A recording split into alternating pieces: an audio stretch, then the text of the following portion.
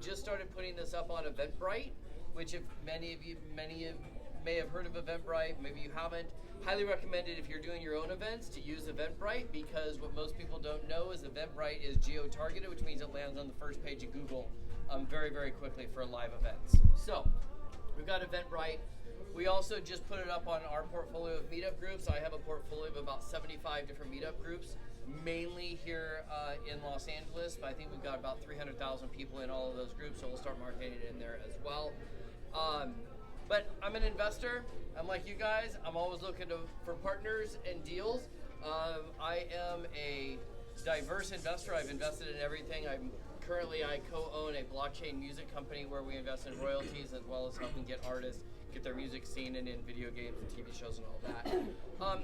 I do want to just quickly highlight a couple of people. So Lois and Amy have this little blue sheet here. Not only do I get their emails, I'm super fortunate that I get to work with them outside of this room, and I know the content that they put out, and I know what they are putting into the world in terms of not only education, but real world practical examples of helping grow your portfolio. It's worth you taking 8 seconds and filling this out and handing it to them on their way out the door. Okay, it just is. Here's the best part: on every one of their emails, you can unsubscribe by hitting the button that says unsubscribe if it is so overwhelming that you get too much education out of it. And then also, I'm super excited that my friend Julie is here. I also have the opportunity to get to work with Julie outside of here, and every once in a while, you come across someone in the world that you just could sit down and have a cup of coffee with and have an entire range of conversations. And if you have the word money in your vocabulary, what Julie hasn't said is she used to have a nationally syndicated radio show called Julie Talks Money.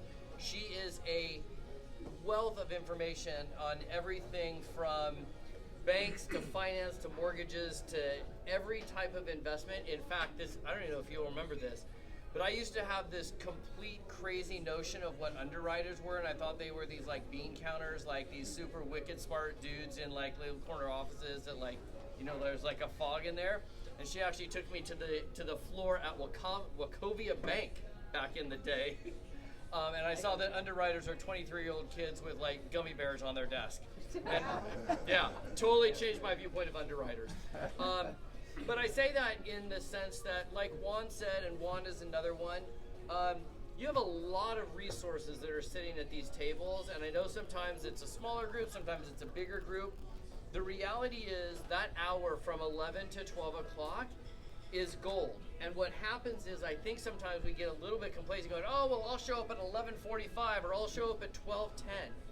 I think if you ask Juan or ask Amy and Lois, they will tell you the money is made from 11 to 12. That's just the bottom line. And so I just would encourage, bring your friends, whatever you have in terms of whatever your day job is, or your main gig, side gig, projects. This is a group that's here every single Wednesday, doesn't matter. We'll even be here on your mother's funeral. We'll be here on Valentine's Day. We'll be here on Christmas Day, New Year's, Yom Kippur, whatever. But it's just a community of people that are here to help better our lives through intergenerational wealth.